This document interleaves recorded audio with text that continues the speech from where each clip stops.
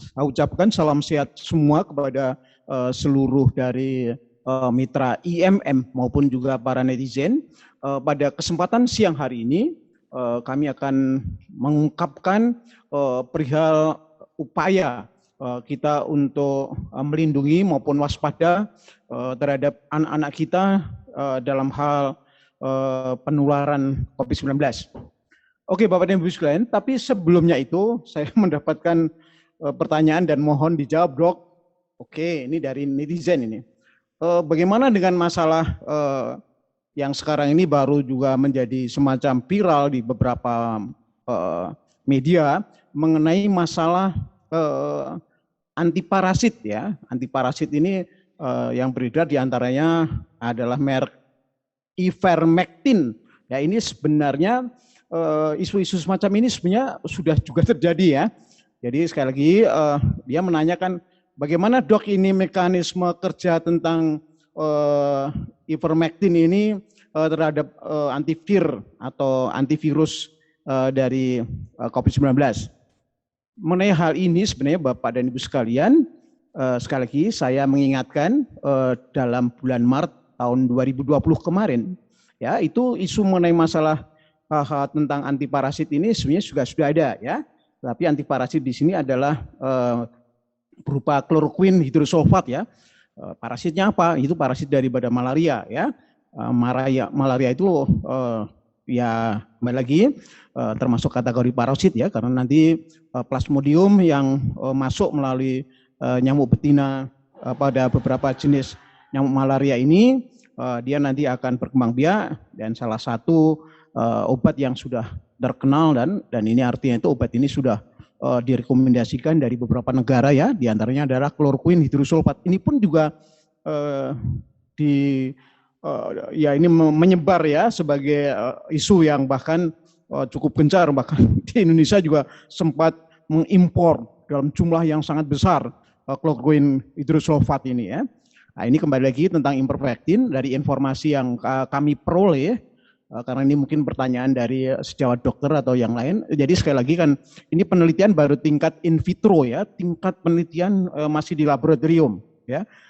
Bagaimana tentang dosisnya dan sebagainya ini kita belum diketahui, bahkan tentang masalah kemanjurannya ya atau efikasinya pun belum bisa diperoleh secara masif ya, penelitian-penelitian, karena ini varian-varian dalam penelitian ini cukup panjang ya, di laboratorium mungkin memerlukan waktu beberapa bulan, nanti clinical trial-nya juga beberapa bulan, jadi kita masih menunggu ya. Kalau kloroquine hidrosulfat ini memang agak meredup ini isunya ya, padahal ini sama-sama sebagai antiparasit nih ya. Hanya antiparasitnya kalau ini jelas hanya yang ditimbulkan dari malaria ya, beberapa plasmodium tertentu, dari Quartana, Tertiana ya, jenisnya banyak gitu ya. Dan logikanya juga sederhana untuk saya menjelaskan, mekanisme sebagai antivirnya di mana begitu ya. Tapi dalam hal ini sebenarnya tidak langsung kepada antivir ya, yang jelas dia segera akan mengurangkan demam yang merupakan ciri khas yang sangat kuat atau tanda-tanda yang atau simptomatik yang banyak dialami para penderita COVID-19 ya. Jadi mungkin saya bisa menjelaskan kalau untuk kloroquine hidrosulfat ya, tapi Ivermectin ini kami masih harus banyak belajar ya. Beberapa negara juga sedang meneliti, tapi ini semuanya penelitian baru masuk tahapan in vitro, artinya masih dalam skala laboratorium ya, belum lagi dilakukan secara spesifik gitu, secara clinical trial ya. Jadi itu jawaban saya, moga-moga nanti dalam waktu ada perkembangan berikutnya ini bisa saya jawab. Jadi sekali lagi isu-isu semacam ini sudah terjadi pada bulan Maret tahun 2020 ya, bahkan waktu itu Avigan ya, Avigan itu adalah merupakan anti-influenza. Ya, anti-influenza itu memang betul-betul ditujukan pada virusnya ya, virus untuk tipe RNA ya, virus untuk influenza itu ya. Dan itu sebenarnya diproduksi di Jepang, tapi kemudian hak patennya sudah berlalu ya, bisa diproduksi di beberapa negara, bahkan mungkin merek Avigan itu juga dengan mudah kita temukan di Indonesia ya. Kemudian asitromisin ya, itu adalah merupakan antibiotik. Ya, dan ini memang untuk beberapa jenis bakterial yang menyerang pada bagian paru-paru ya. Ini juga populer ya, sehingga azitromisin ini naiknya juga di pasaran juga sangat tinggi ya. Tetapi sekali lagi mohon Bapak dan Ibu sekalian dan juga para netizen, mohon untuk pemakaian obat-obat ini harus konsultasi dengan dokter ya. Lebih baik ya, karena sampai sekarang pun kita juga di seluruh dunia belum mengumumkan ini mana obatnya gitu ya. Ya contohnya pada bulan Maret 2020 timbul semacam apa ya, isu yang merebak di mana-mana, viral gitu ya, tentang Avigan, azitromisin, kloroquine, hidrosulfat dan sebagainya ya. Nah, sekarang ini ada merek yang ivermectin, itu adalah antiparasit ya. Jadi cara kita menyikapi harus bijak. Kalau untuk memakai obat-obatan semacam ini mohon konsultasi dengan dokter ya. Saya lebih menyarankan dalam situasi untuk seseorang melakukan isolasi di rumah misalnya, obat-obat yang dipakai sekali lagi mohon lebih baik memperbaiki dari asupan nutrisi ya. Mungkin beberapa vitamin ya, vitamin D3 dengan mudah kita peroleh dari sinar matahari 80%-nya. Yang 20%-nya tentu dari asupan makanan ya. Dari cumi-cumi, dari beberapa jenis sayur ya, termasuk diantaranya mungkin jamur dan sebagainya ya. Tetapi Bapak dan Ibu sekalian, kita sudah menyiapkan ya, NG2K Kona itu tidak hanya sekedar kebutuhan vitamin maupun mineral ya, karena mineral yang dibutuhkan singkem ya di dalam produk kita cukup lengkap, cukup bagus ya, baik perannya sebagai imunostimulan maupun imunomodulator maupun juga sebagai ini ya, anti radikal bebas ya. Ini sudah penelitian-penelitian bahkan kita lakukan jauh sebelum adanya COVID-19 ya. Jadi ini tentunya sudah kita trial klinikalnya sudah kita lakukan walaupun dengan cara sederhana ya. Kita belum mendapatkan semacam katakan justifikasi ya dari regulator Badan POM karena sekali lagi jamu masih di ranah sebagai ya supporting ya, dan ini tentunya jauh lebih aman dan khasiatnya sudah sekali lagi ya secara empirical clinical itu sudah terbukti untuk ratusan bahkan sekian bahkan sudah mencapai ribuan ya yang kita ujikan kepada mereka-mereka yang sedang menderita COVID-19 pada tahapan mereka yang bergejala ringan, non gejala ya. Ini umumnya berhasil dengan baik ya. Tapi sekali lagi saya ingatkan kalau menggunakan obat-obat yang bersifat chemical ini mohon konsultasi dengan dokter ya. Termasuk diantara imperfectin. Kemudian ada yang menanyakan dok itu kira-kira efek sampingnya apa ya? Efek yang kita ketahui ketika pemakaian di India itu dari muntah-muntah ya, kemudian pusing, kemudian bahkan terjadi ruam merah pada kulit. Nah, tapi yang berbahaya ini terjadinya shock dan kejang. Ya, hati-hati ini bisa menimbulkan kematian ya. Di India juga terjadi kasus ini. Oleh karena itu ada beberapa wilayah yang melarang ya penggunaan ivermectin ini. Oke, itu jawaban saya secara sekilas dan saya akan memulai untuk materi yang sedang akan kita bahas ya. Ini kita tentang masalah anak, ini merupakan prioritas yang sangat penting yang harus kita perhatikan bersama.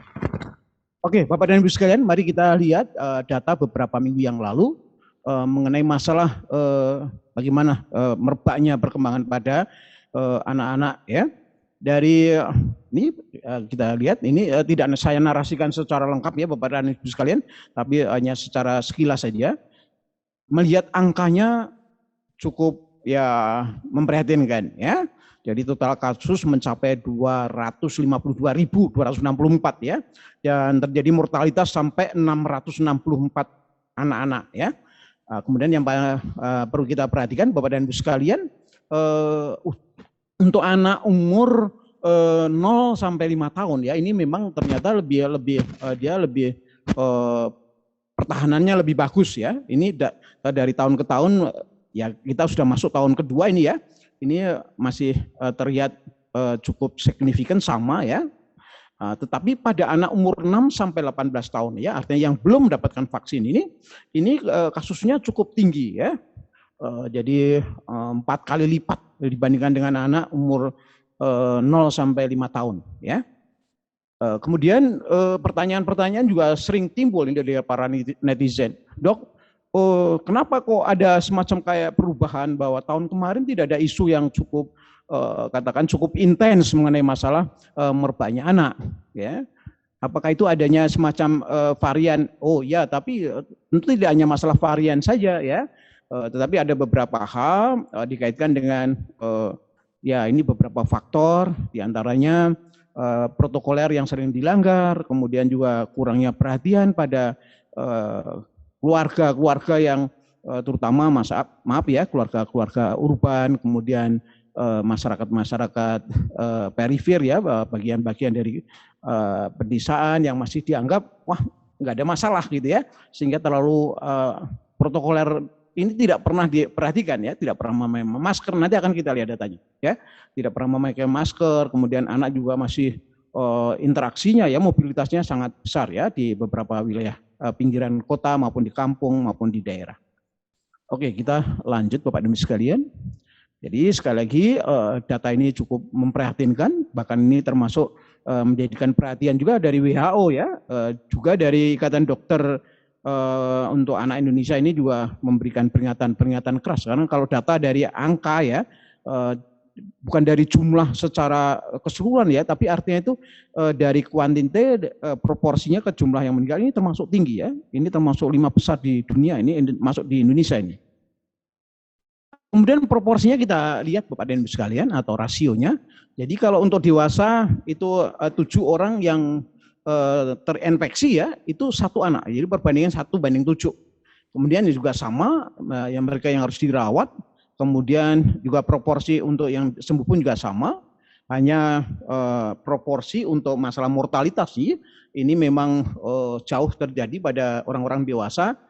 Ya kenapa? Ya tentunya jawabannya juga sangat simpel, karena mobilitas dari orang-orang dewasa jauh lebih tinggi dan interaksi dengan satu dengan yang lain dari ini tentunya juga sangat tinggi sekali. Karena sebenarnya Bapak dan Ibu sekalian, kita juga bisa memberikan pernyataan bahwa virusnya itu bukan yang bergerak kemana-mana gitu, yang menyebar kemana-mana ya. Karena isu untuk airborne itu tidak terbukti ya. Kalau yang dikatakan airborne yang bersifat spesifik itu ya karena droplet ketika dia masuk ke dalam ruangan tertentu, apalagi ruangan tidak ada katakanlah ventilasi udara untuk sirkulasi, ya yang dia bisa bertahan sampai 3 jam ya.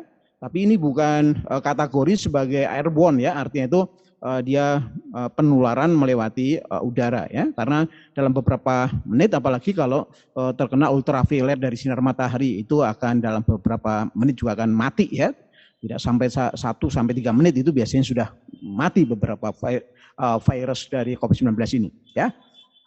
Kemudian perlu mendapatkan perhatian juga ini, anak-anak sekolah ya yang antara usia 6 sampai 18 tahun ini ternyata lebih rentan ya. Oleh karena itu masih hati-hati sekali untuk dibukanya tatap muka pembelajaran ya. Oleh karena itu ini Menteri Pendidikan dan Kebudayaan kita juga sangat bijak bagaimana pola-pola kebijaksanaan yang diatur ya untuk masalah tatap muka dalam hal sekolah ini diatur sedemikian rupa ya. Masih salah satunya bahwa kebijakan utamanya masih diserahkan kepada orang tua ya. Kalau orang tua khawatir ya, walaupun mungkin sekolah sudah ada yang dibuka 2 kali atau 3 kali dalam pertemuan, ini tetap diserahkan kepada orang tuanya. Kalau orang tua khawatir, ini diperkenankan saja untuk tidak membolehkan anak-anak itu melakukan tatap muka pembelajarannya ya. Kemudian sekali lagi anak usia sekolah ini lebih banyak tertular ya, sekali lagi. Oke, kita lanjut Bapak dan Ibu sekalian. Nah, ini salah satu yang kita lihat ini ya, kita mengcapture dari satu kegiatan anak-anak ya, ini di daerah Depok ini. Kita perhatikan Bapak dan Ibu sekalian, wah, sebagian besar ya itu tidak ada yang memakai masker. Ya, mereka sangat bebas sekali. Ini dokumen dari RCTI kalau tidak salah ini ya. Baru beberapa hari yang lalu ini. Perhatikan Bapak dan Ibu sekalian. Hampir dari kesemua anak-anak ini tidak ada yang pakai masker, ya. Dia berkerumun, bergerombol dengan bebas begitu ya. Bahkan ini juga ada nampak anak-anak yang sudah agak dewasa, umurnya mungkin 15 tahun ke atas ini ya. Seperti ya seperti ini harusnya menjadi contoh ya, tidak nyontoin untuk adik-adik pergaulannya ini terlalu bebas begitu ya, tidak ada masker, tidak ada apa gitu ya. Dan ini tentunya juga tidak luput dari perhatian orang tua ya, Bapak dan Ibu sekalian. Mohon tentunya orang tua juga memperhatikan bagaimana kegiatan anak-anaknya, yang dimana lebih masih banyak ya anak-anak yang belum bisa masuk sekolah, apalagi ini masa libur dan sebagainya, ini mohon diawasi ya, karena ini menjadi penyebab yang cukup signifikan. Oke, kita lanjut Bapak dan Ibu sekalian. Ya, ini gejala-gejala pada anak ya. Ini hampir semua gejala ini hampir sama dengan gejala orang dewasa. Ya, tapi yang mohon diperhatikan adalah mengenai masalah pilek ya. Nah, pilek ini kan jarang terjadi pada orang dewasa ya. Dia tahu-tahu udah batuk-batuk aja gitu kan. Nah, ini kalau pada anak-anak ini umumnya ya dimulai dari semacam pilek ya. Itu dari kondisi flu biasa, kemungkinan besar daya tahan tubuhnya ya atau imunitasnya menurun ya. Perlu diketahui kalau flu biasanya tidak disertai dengan demam. Ini yang umum loh ya. Flu biasa itu tidak disertai demam. Tapi kalau kita tetap harus mewaspadai ya, kalau dia ada pilek, kemudian ada flu yang walaupun tidak demam, tetap aja dipantau terus ya, sampai sejauh mana perkembangan anak dan segera ya dicarikan upaya ya. Nutrisi diperbaiki, anak tidak boleh bermain ya, diupayakan juga suasana dari di rumah kalau perlu ya tentu harus segera seluruh keluarga dalam interaksinya itu harus selalu menjaga jarak dan memakai masker ya. Ini perlu mendapatkan perhatian. Ya, coba akan kita perhatikan lebih rinci gitu ya. Demam, meriang. Nah, ini perlu diperhatikan juga Bapak dan Ibu sekalian, flu yang umum ya, flu biasa atau second cold ini biasanya tidak disertai dengan demam atau meriang gitu ya. Nah, ini mohon. Tapi kalau misalnya dia demam meriang ya segera kalau bisa anak dilakukan testing ya, minimal untuk rapid test antigen ya. Kemudian batuk-batuk, ya ini juga diperhatikan sampai berapa lama ya. Kemudian mulai hidung tersumbat, biasanya disertai dengan kehilangan penciuman ya, atau anosmia. Nah, ini kalau udah ada gejala-gejala semacam ini, segera ya mendatangi Vaskes ya, fasilitas kesehatan yang terdekat ya, untuk bisa mengkonsultasikan dan segera mungkin dilakukan testing ya. Kemudian Bapak dan Ibu sekalian juga sakit tenggorokan ya, dari batuk tadi sebenarnya biasanya dirasakan adanya iritasi atau radang tenggorokan. Nah, kemudian Bapak dan Ibu sekalian, pada anak kan jarang sekali ya terjadi kasus untuk sesak nafas ini. Nanti kita lihat datanya ya. Mohon kalau sudah terjadi sesak nafas, ini sudah tidak ada tawar-menawar lagi ya, segera mendatangi vaskes setempat ya.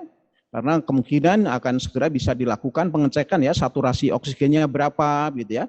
Kalau bisa ya Bapak dan Ibu sekalian, kalau punya anak-anak kecil di rumah itu disiapkan ya, disediakan selain mungkin alat ukur temperatur ya, yang juga harganya sangat terjangkau. Ini untuk pengukuran untuk ini ya, apa namanya, oksigen ya, atau oximeter biasanya namanya begitu. Itu dengan mudah kita dapatkan di apa namanya, toko untuk yang menyediakan alat-alat ini ya, alat-alat kesehatan ya. Ini kalau sudah angkanya di bawah angka 93 gitu ya, ini tentunya harus segera ya mendatangi vaskes tadi ya. Kemudian juga diare ya, ini mohon hati-hati karena sekali lagi virus ini juga bisa menginfeksi bagian dari organ cerna kita ya, dari lambung, pencernakan ya. Oleh karena itu salah satu tandanya mirip seperti diare. Ya, ini tentunya harus juga segera dikonsultasikan dengan dokter setempat gitu ya, atau vaskes setempat. Mual, muntah, ya, sakit perut, nah, ini salah satu tanda yang harus perlu dicurigai dan dipantau dan diwaspadai. Ya, terutama kalau dari gejala awal ya tentunya di rumah bisa dilaksanakan, misalnya disiapkan garam oralit ya. Tetapi sebenarnya kita memiliki formulasi dari NG2Kencona jauh lebih efektif ya untuk menggantikan garam oralit. Selain praktis sudah siap sedia ya, beberapa tetes terus anak itu digeber gitu ya. Misalnya setiap kali minuman anak-anak misalnya ya, kalau anak-anak yang masih 2 tahun ke bawah masih minum susu ya, di susunya ya setiap kali sekitar 100 atau 120 cc dari satu botol minuman itu teteskan 1 tetes ya. Kalau untuk yang sudah di atas 2 tahun, minumnya sudah mulai menggunakan gelas, ini setiap kali minumannya ditetesi 2 tetes gitu ya, setiap kali minum ya, terus saja gitu ya, dipantau sehingga nantinya tidak terjadi dehidrasi dan segera diarenya segera berlalu ya, baik mual muntahnya juga demikian maupun sakit perutnya. Kita lanjut Bapak dan Ibu sekalian. Ya, kemudian kelelahan ya, artinya kelelahan itu suatu kondisi fatik yang dimana tidak ada penyebabnya. Lain kalau anak-anak itu dari habis bermain lari-lari ya, itu kalau kelelahan rasional ya. Tapi kalau yang dimaksudkan kelelahan di sini, di mana anak tidak melakukan aktivitas tapi mengeluh mengalami kelelahan, ya, disertai dengan nanti nyeri otot ya, kemudian kepalanya juga mulai pusing, tidak nyaman ya, atau keliengan begitu. Kemudian juga kehilangan nafsu makan ya, terutama untuk anak-anak yang usianya di bawah 1 tahun. Oke, kita lanjut Bapak dan Ibu sekalian. Nah ini beberapa data penelitian ini dari Eijkman ya. Eijkman ini suatu institusi yang sangat terkenal ya, sangat prestisius di Indonesia ini. Nah, ini memberikan data-data penelitiannya ya. Dan ini perlu kita waspadai bahwa 32,7% untuk kasus anak-anak ini tidak bergejala. Nah, ini yang perlu diwaspadai Bapak dan Ibu sekalian. Ya, justru yang tidak bergejala ini karena dia bisa menularkan kepada anggota keluarga maupun teman-temannya. Ya, di samping itu juga kita sering kehilangan kontrol maupun juga pengawasannya. Ya, oleh karena itu mohon diperhatikan ya. Oke. Kemudian ini penelitian dari Eijkman juga menjelaskan bahwa kasus pada anak-anak ini yang terutama yang lebih banyak ya 57,4% itu adalah masalah tanda-tanda atau simptomatik dengan batuk-batuk ya, dan biasanya tidak disertai dengan dahak ya. Kemudian yang 39,7% ini adalah anak mengalami fatigue ya atau kelelahan ya. Dengan catatan ya tadi tidak ada aktivitas yang berarti bagi anak, tapi anak mengeluh selalu dalam keadaan lemes, letoil, ya katakan tidak bersemangat gitu ya. Kemudian kasus demam ini juga cukup tinggi karena demam mendominasi dari tanda-tanda seseorang memang terkena kasus COVID-19 ya, itu 36,8%. Perlu diketahui Bapak dan Ibu sekalian, data dari Eijkman ya, data daripada Eijkman juga menyatakan bahwa kasus terjadinya sesak napas memang jarang terjadi pada anak. Tapi bila itu terjadi, itu menunjukkan suatu kondisi yang emergensi ya menurut saya, segera ya mendapatkan pertolongan dari Vaskes ya. Kemudian selanjutnya Bapak dan Ibu sekalian, ini Rossi Tokso ini dari RCTI, dari Kompas ya, ini dari Kompas TV ini memberikan, ini silahkan nanti bisa diputar ya melalui YouTube apa itu, tentang seorang ibu yang sebagai penyintas dari COVID-19 menangani 2 anaknya, bahkan suaminya juga ketularan juga. Ini sangat bagus kalau ini diperhatikan, kita bisa melakukan pembelajaran langsung dari seorang ibu rumah tangga yang mengalami ya atau sebagai penyintas dari COVID-19 ini ya. Oke Bapak dan Ibu sekalian, baik ibu-ibu terutama ya, peran utama di rumah tangga ini yang selalu concern terhadap kesehatan adalah ibu-ibu, kemudian dari nakes maupun dokter setempat dan juga putra-putri kita ya. Ayo kita semangat terus dan selalu untuk kita waspada. Udah ada nyari rumah sakit, nggak ada rumah sakit. Dokter Agus tak hubungi. Terima kasih Pak Agus, presentasi kita selesaikan materinya ini. Jangan lupa tentang protokol R3M dan sekali lagi kami ucapkan kepada IMM ya yang selalu untuk setia berupaya melakukan upaya memitigasi ya dengan meeting Zoom penjelasan mengenai masalah ya pandemi COVID-19.